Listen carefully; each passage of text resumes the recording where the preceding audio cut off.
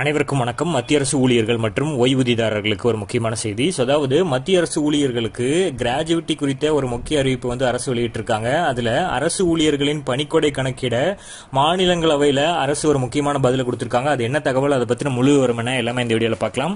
Skip பண்ணாம கடைசி வரைக்கும் பாருங்க. நம்ம சேனலை சப்ஸ்கிரைப் பண்ணாதவங்க பண்ணி வச்சுங்க. நம்ம சேனல்ல சென்ட்ரல் மற்றும் ஸ்டேட் கவர்மெண்ட் சம்பந்தமான ஆல் அப்டேட்ஸ் போட்டுருவோம். அது மட்டும் இல்லாம பென்ஷன் சம்பந்தப்பட்ட முக்கியமான அப்டேட்டும் இருக்கும். மறக்காம சப்ஸ்கிரைப் பண்ணிருங்க. வாங்க வீடியோக்குள்ள போலாம். ஃபர்ஸ்ட் ஆஃப் ஆல் பார்த்தீங்கன்னா, மத்திய அரசு ஊழியர்களுக்கு கிராஜுவிட்டி குறித்த ஒரு முக்கிய அறிவிப்பை மத்திய அரசு வெளியிட்டுள்ளது. வியாழக்கிழமை மாநிலங்களவையில் இது குறித்து தெரிவிக்கப்பட்டிருக்கு. அதாவது அட்டானமஸ் அமைப்பு, தன்னாட்சி அமைப்பில் ஊழியர்கள் ஆற்றும் சேவையும் மத்திய ஊழியர்களுக்கு பணிக்கொடை வழங்குவதற்கு கணக்கிடப்படும் என்று அரசாங்கம் தெரிவித்துள்ளது. தன்னாட்சி அமைப்புகள் என்பவை என்னன்னா, அதாவது அரசாங்கத்தால் நிறுவப்பட்ட நிறுவனமாகும். அவை நேரடி அரசாங்க கட்டுப்பாட்டிலிருந்து ஓரளவு சுதந்திரத்துடன் செயல்படுவதாக வடிவமைக்கப்பட்டிருக்கு.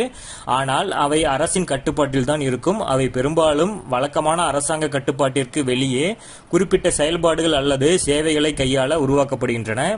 மத்திய பணியாளர் துறை இணையமைச்சர் ஜிதேந்திர சிங் மத்திய அரசு ஊழியர்களுக்கான மத்திய சிவில் சேவைகள், அதாவது தேசிய ஓய்வூதிய முறையின் பணிக்கொடை செலுத்துதல் அந்த விதியின் பிரகாரம் 2021 ஓய்வூதிய மற்றும் ஓய்வூதியதாரர்கள் நலத்துறை இந்த நேரடிஃபையை செய்திருக்காங்க. ஸோ இது எழுத்துப்பூர்வமாக இதை பதிவு செய்திருக்காரு. தன்னாட்சி அமைப்புகளில் பணிக்கொடை செலுத்துதல், வட்டி செலுத்துதல் அல்லது சேவை காலத்தை கணக்கிடுதல் போன்றவை குறிப்பிட்ட தன்னாட்சி அமைப்புகள் பின்பற்றும் இந்த குறிப்பிட்ட பணிக்கொடை விதிகளையும் பொறுத்தது. ஏனெனில் டிஓபிபிடபிள்யூ விதிகள் தன்னாட்சி அமைப்புகளின் ஊழியர்களுக்கு தானாக பொருந்தாது. இதை அமைச்சர் ஜிதேந்திர சிங் அவர்கள் தெரிவிச்சிருக்காரு. தன்னாட்சி அமைப்புகளில் பணிக்கொடை செலுத்துதல், வட்டி செலுத்துதல் அல்லது சேவை காலத்தை கணக்கிடுதல் போன்றவற்றின் குறிப்பிட்ட தன்னாட்சி அமைப்பால் ஏற்றுக்கொள்ளப்படும் சிறப்பு பணிக்கொடை விதிகளை பொறுத்தது என்று அமைச்சர் கூறியிருக்காரு. மற்றொரு கேள்விக்கு பதிலளித்த ஜிதேந்திர சிங் அவர்கள் 2022 முதல் ஜூன் 2025 வரை 80,36,042 பொது குறைகள் தீர்க்கப்பட்டுள்ளதாக தெரிவித்துள்ளார்.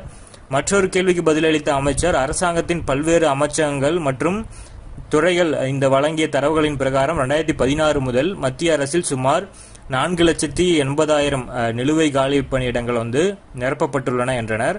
காலியாக உள்ள பதவிகளை உரிய நேரத்தில் நிரப்புமாறு மத்திய அரசு அமைச்சகத்தின் துறைகளுக்கும் அவ்வப்போது அறிவுறுத்தப்பட்டு வருவதாக குறிப்பிட்டிருக்காரு.